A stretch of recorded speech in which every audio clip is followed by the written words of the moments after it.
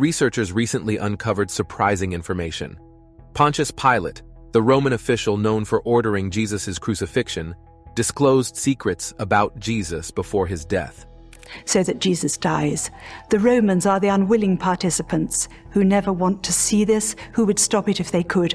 This is completely spurious history. These revelations challenge our understanding of Jesus as the Son of God. Pilate, a figure deeply entwined with Jesus' fate, harbored undisclosed details about him until his dying day. Not only has he got rid of Jesus, who was a troublemaker, and he wanted to get rid of him anyway, but he's also goaded the chief priests into this terrible declaration that they have no king but Caesar. What exactly did he reveal? Could there have been a scandal linking them? Join us as we delve into the shocking details of Pontius Pilate's letter shared about Jesus. Number 1. The intriguing trial of Jesus. Pontius Pilate was the fifth leader appointed by the Roman Empire to oversee the region of Judea. He held this role during the time of Emperor Tiberius, from about 26 to 37 AD. Pilate is most famously known for being the judge during Jesus' trial and for ultimately deciding to have him crucified. His role in the Christian faith is significant, mentioned in both the Apostles' and Nicene creeds. In the stories recounted in the Gospels, Pilate is portrayed as hesitant to condemn Jesus to death. Interestingly, in Ethiopian Christian tradition, Ethiopia by missionaries, this is homegrown Christianity. It is believed that Pilate eventually converted to Christianity. He is honored as a martyr and a saint, a belief shared historically by the Coptic Church. They celebrate him with a feast day on June 19th or 25th. Before Pilate issued the order for Jesus' execution, he was brought before Caiaphas, the high priest, who orchestrated a biased trial against him. This trial took place in front of a gathering of religious leaders, including the teachers of the law and elders. Amidst this, one of Jesus' disciples, Peter, followed from a distance. The Sanhedrin, a top Jewish council with 70 members, mainly composed of Sadducees, Pharisees, and priests, along with their leader, the high priest, were on a mission. They aimed to find any evidence of false evidence against Jesus, desperate to condemn him to death. But despite their relentless search, they came up empty-handed. Eventually, two individuals stepped forward, accusing Jesus of threatening to demolish the temple. This accusation arose from a statement Jesus had made previously, claiming he could rebuild the temple in 3 days. However, this was likely a misinterpretation of his teachings about resurrection. Jesus had spoken metaphorically, referring to his own body as the temple, which would rise again in 3 days.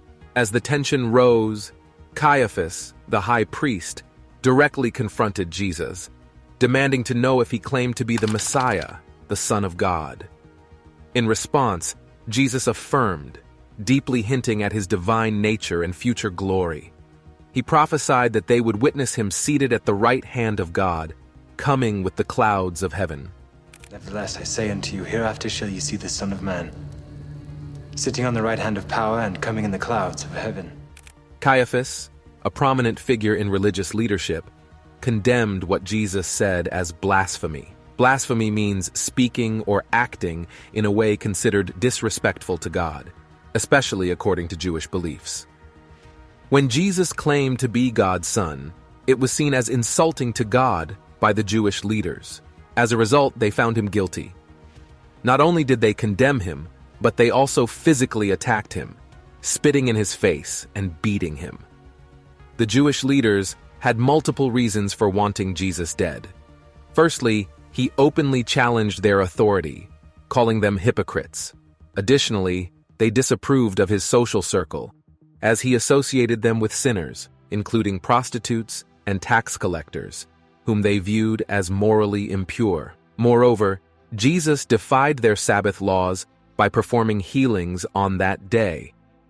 They also objected to his claims about himself, such as being the Son of God and the promised Savior, which they couldn't accept. After the leaders of the Jewish community have deemed Jesus guilty of a crime punishable by death, they must take him before Pontius Pilate, the Roman governor. Surprisingly, It appears that the Sanhedrin, the Jewish council, lacked the authority to carry out capital punishment at the time. Thus, they required the approval of Governor Pilate to proceed with Jesus' execution. Their accusations against Jesus were twofold. They claimed he was corrupting their people and urging them to refuse to pay taxes to Caesar. Moreover, they accused him of declaring himself as Christ, a king. However, it's important to note that Jesus never explicitly instructed people to withhold taxes from the Roman authorities. Number 2. Jesus' encounter with Pilate and Herod. Pilate turned to Jesus. His curiosity piqued and asked, "Are you the king of the Jews?" Jesus remained composed, acknowledging Pilate's words, yet subtly hinting that the label wasn't of his own making. Instead of engaging in a direct response, Jesus chose not to argue with Pilate. Unlike with the Sanhedrin, debating with Pilate seemed futile. Pilate's interest lay not in the truth Jesus preached, but in the political implications. Thus, he declared to the chief priests and the crowd that Jesus had committed no wrongdoing, finding no grounds for crucifixion under Roman law. I have sent him to Herod. He has found that nothing worthy of death has been done. From the Roman viewpoint, Jesus stood innocent, devoid of any legitimate charges. Pilate, seeking a way out of the situation, then inquired if Jesus hailed from Galilee. Realizing Herod's jurisdiction over the region, he sent Jesus to Herod Antipas, who held sway over Galilee during that era. Herod Antipas, son of the famed Herod the Great, held authority from 4 BC to 39 AD. However, his power in Jerusalem was limited compared to his father and brother, who once ruled there. He might have had some property in Jerusalem, but it's unlikely he was there for religious reasons, since he wasn't particularly known for being religious. Even though his presence in Jerusalem could have made him look good, many people in Galilee might have known about it and possibly even supported him. The Bible tells us that when King Herod finally met Jesus, he was really happy because he had been wanting to meet him for a long time. Herod had heard a lot about Jesus and was excited to see some of the miracles he was said to perform. But when Herod tried to talk to Jesus, Jesus didn't say anything, which made Herod pretty frustrated. Meanwhile, the religious leaders kept on accusing Jesus strongly. The whole thing was kind of strange. Herod knew about Jesus and what he was doing in Galilee because he was worried about his safety and had a pretty good spy network. Before, Herod thought of John the Baptist as a danger, especially after John spoke out against him marrying Herodias. You cannot marry your brother's wife while he's still alive? Herod wasn't sensitive to morals, but he knew that many people in Galilee didn't like his marriage for moral and political reasons. But Herod never did anything bad to Jesus, even though some Pharisees told Jesus that Herod wanted to kill him. Herod was only curious about Jesus and not interested in religion. Because Herod wasn't truly interested, Jesus didn't bother answering his questions. Herod and his people made fun of Jesus and treated him badly, even dressing him up in fancy clothes before sending him back to Pilate. Jesus had to appear before Herod Antipas, the ruler of Galilee and Perea. Herod was interested in Jesus' fame and hoped to see him do a miracle, but instead Jesus didn't say anything and showed he didn't care about Herod's interest. Feeling disrespected because Jesus seemed not to care about him, Herod's dislike turned into strong dislike, making him treat Jesus with disrespect and teasing. Trying to make Jesus look small, Herod told his soldiers to dress Jesus in fancy clothes, mockingly admitting that he might think he was a king. This rude act wasn't just about making fun of Jesus. It was also about showing off Herod's power and showing that he was better than Jesus.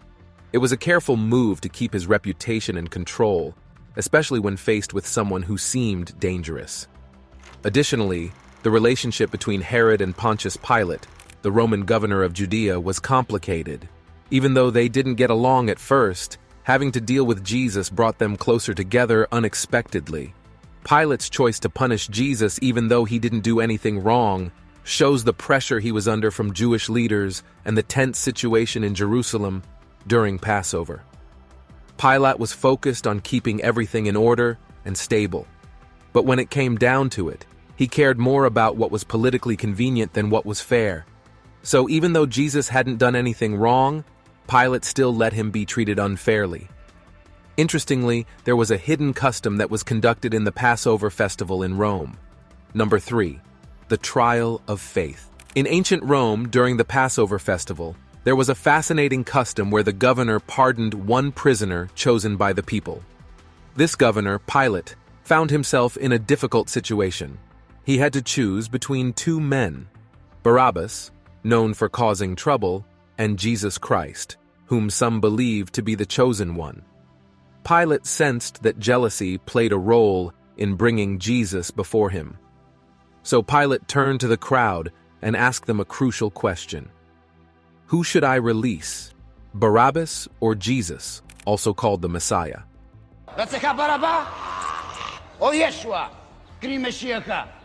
This moment is captured in the Gospel of Matthew, where Pilate, the judge, grapples with a perplexing dilemma. Adding to the tension, Pilate's wife had a troubling dream that convinced her of Jesus' innocence. She urgently warned her husband against condemning him. Despite this, Pilate's decision failed to satisfy the high priests and elders. They were determined not only to protect their reputation, but also to see Jesus executed. Their intense desire to spill Jesus' blood led them to gather a small mob to their side, creating a chaotic scene for the trial.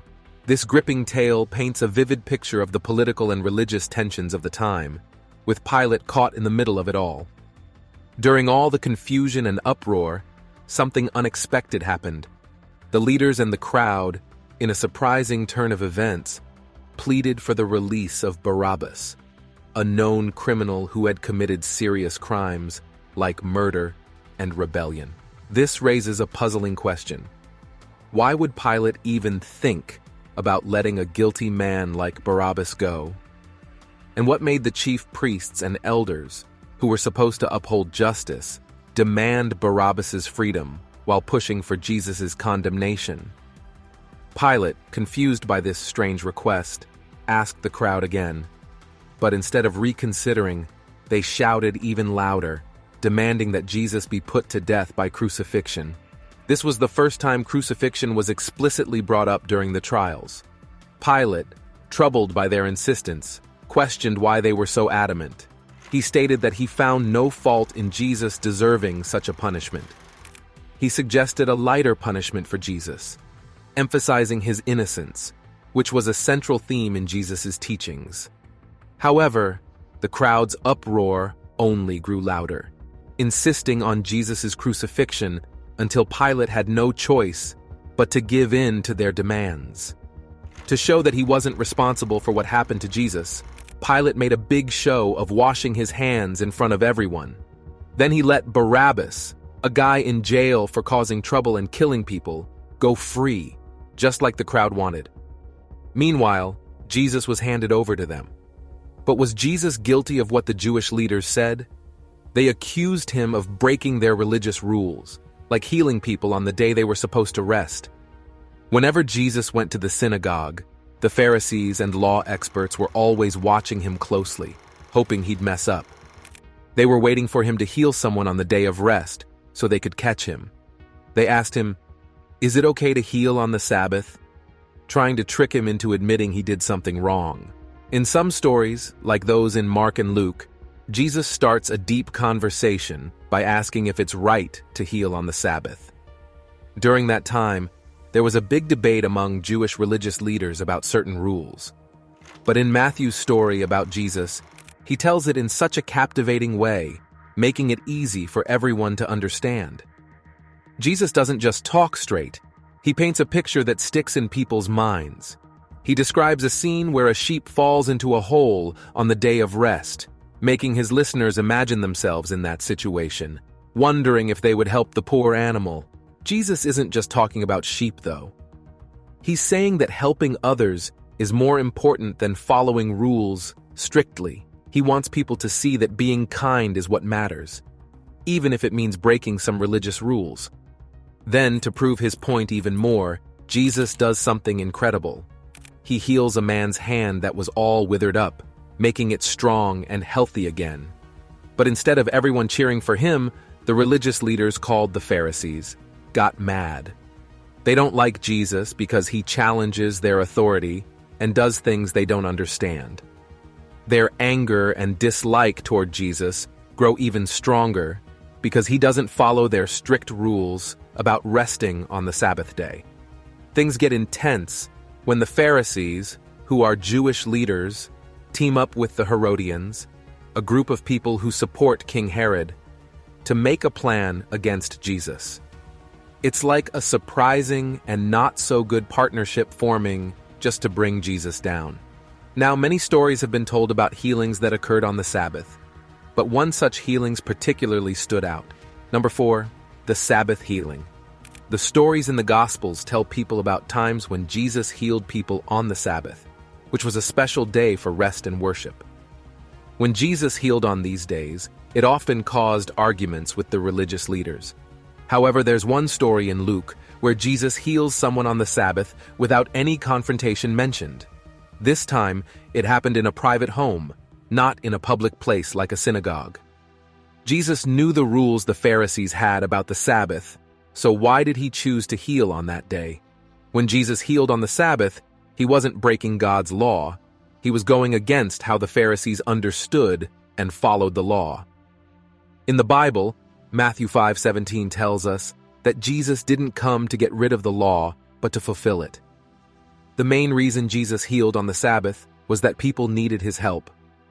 By healing on that day, Jesus was also showing how the Pharisees were being hypocritical in their religious practices. He wanted to teach them and others that showing love and compassion should always come first, even if it meant breaking some of the rules that people had made up. In 3 separate instances, Jesus encountered opposition when his acts of healing led to debates. Jesus pointed out how the Jews would tend to their animals on the Sabbath, a practice accepted by the Pharisees in their agricultural society. He highlighted the irony of their willingness to work for the sake of animals while questioning their reluctance to extend the same compassion to a fellow human being. Jesus illustrated this by asking whether they would not, on the Sabbath, untie their ox or donkey to lead it to water, as described in Luke 13:15.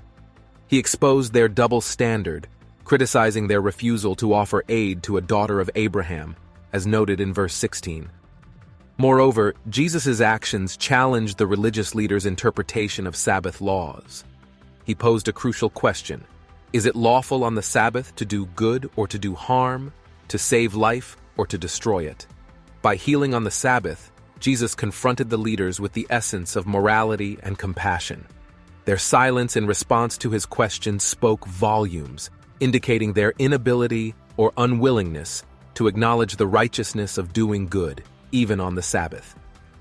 Jesus' healing acts served as a clear demonstration that prioritizing kindness and preserving life transcends any rigid adherence to Sabbath regulations. In contrast, using Sabbath rules as a pretext for harm or cruelty was shown to be a distortion of divine law. Jesus often healed on the Sabbath to show everyone why God set aside that day as a time to rest. The Sabbath wasn't just about giving praise to God, it was also meant to help people. In the book of Mark, it says that the Sabbath was made to benefit humans, not the other way around. It was a chance for people to recover after a busy week and to shift their attention away from their daily tasks and towards God. When Jesus healed on the Sabbath, it was in line with what God intended for that day. This story reminds us that sometimes our stubbornness can lead us away from what's truly important. It's a good lesson for people to regularly check their beliefs and make sure they match up with what the Bible says. Interestingly, a lot of accusations were levied against Jesus by the Romans, as they were never able to comprehend the deeper meanings behind his words and actions. Number 5. Jesus' radical message of redemption. Jesus faced an accusation that he claimed he could destroy the temple and rebuild it within 3 days. I am the new temple. I raised it up in 3 days. When I raise myself from the dead in 3 days, everywhere in all the world, people can go to God through me. This accusation carried serious weight because tampering with the sacred temple was considered blasphemy, punishable by death. It would also expose him as a fraud. However, Jesus' statement had a deeper meaning. Throughout the Gospels, he repeatedly spoke about his impending death and resurrection. He understood his divine mission, which was not about overthrowing earthly powers like the Romans, but about fulfilling a higher purpose. His disciples, however, had different expectations.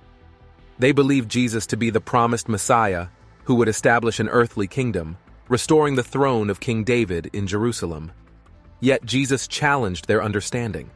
He would indeed reign as the promised Messiah, but his path to kingship was through sacrifice, not through violence. As for the significance of Jesus eating with sinners, it was a deliberate act to demonstrate his mission. After calling Matthew to follow him, Jesus shared a meal with many tax collectors and sinners at Matthew's house. This act symbolized Jesus' message of redemption and inclusion. It showed that he came not for the righteous, but for those who recognized their need for spiritual healing. In essence, it underscored the core of Jesus' teachings: love, forgiveness, and acceptance for all. Matthew, once a tax collector, surrounded himself with sinners who had become his friends and acquaintances. They were now drawn to Jesus, and Matthew desired to introduce them to him.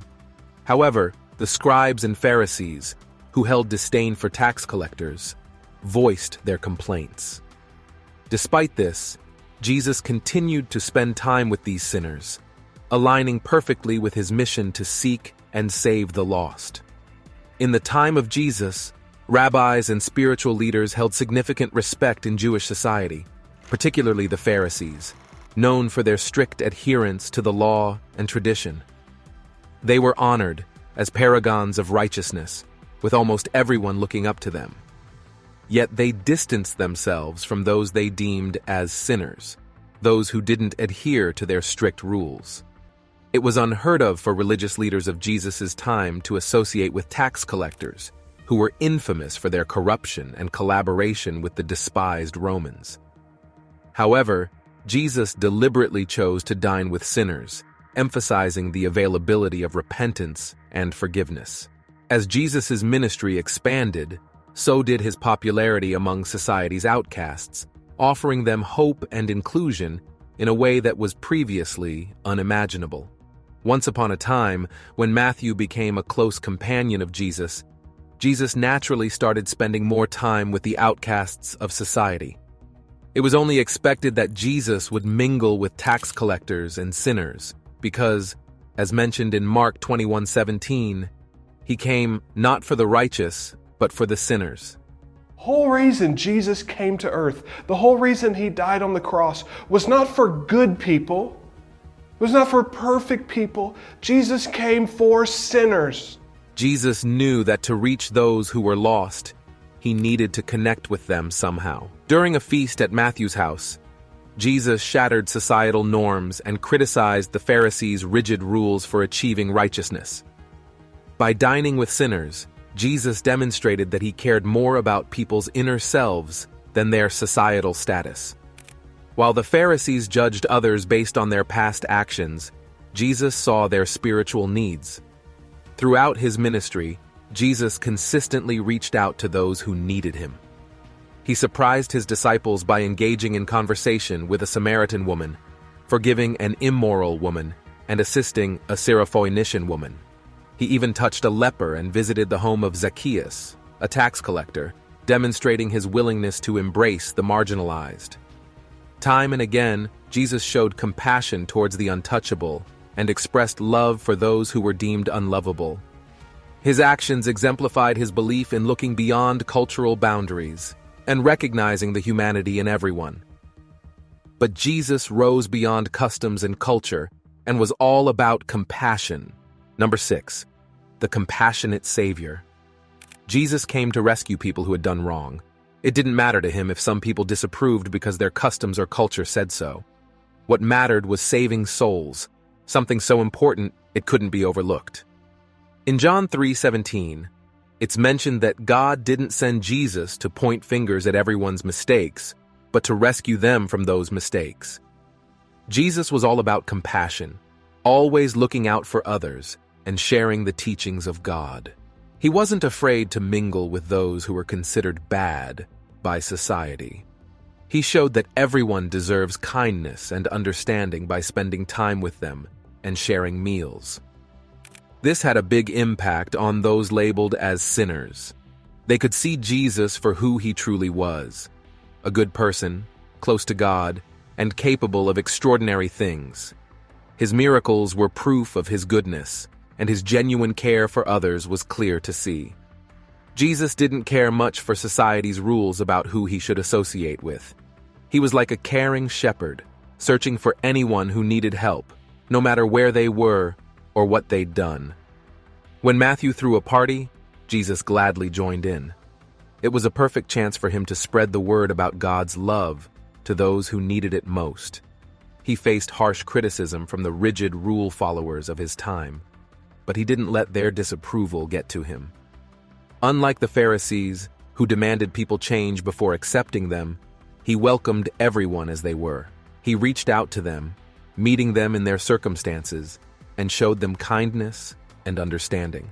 In one captivating incident, where a woman was caught in adultery, he demonstrated love and forgiveness. Imagine Jesus was teaching in the temple, having just come from the Mount of Olives, where he likely spent time in prayer and reflection. Suddenly, a group of scribes and Pharisees barged in, disrupting his peaceful lesson. They brought a woman, accusing her of adultery, claiming they caught her red-handed. Their voices echoed off the ancient stone walls as they insisted that according to the law of Moses, she deserved to be stoned. Despite their persistent challenges, instead of falling into their trap of legalism, Jesus reacted with remarkable calmness. He didn't engage in a verbal debate or rush to judgment. Instead, he quietly knelt on the dusty floor of the temple and began drawing in the sand, a simple yet profound gesture that captured the attention of everyone present. The tension in the air was palpable as they waited for his response, wondering what this unconventional teacher would do next. He says that the person who hasn't done anything wrong should be the first to throw a stone at her. When he says this, the people who want to blame her and the others listening leave because they realize they're not perfect either. So Jesus is left alone with the woman. He asks her if anyone has said she's guilty, and she says no. Jesus then tells her that he doesn't say she's guilty either, and advises her to live better from now on. The teachers of the law and religious leaders were trying to trick Jesus. In those days, if someone cheated on their partner, they could be killed by being hit with rocks, according to the rules written in Deuteronomy 22:22.